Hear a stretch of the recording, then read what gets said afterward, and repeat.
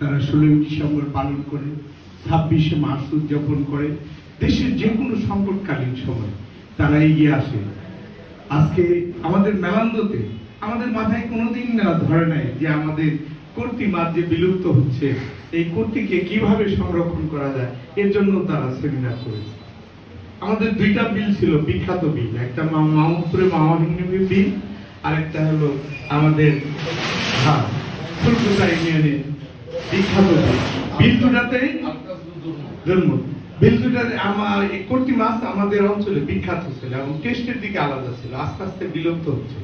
সেটা নিয়েও আলোচনা হয়েছে এই রিপোর্টার সেক্রেটারি। তার মানে কি, তারা সমাজের প্রত্যেকটা দিক আলোচনা করেছে। এই জন্য এই সংগঠনটাকে আমাকে এত ভালো লাগে এবং এই সংগঠনের সাথে যারা জড়িত আছেন তারা মোটামুটি সাংবাদিক হিসাবে প্রতিষ্ঠিত এবং তারা অন্যায়ের সাথে কখনোই আপোষ করেন। এই জন্যই যখন অন্যায়ের সাথে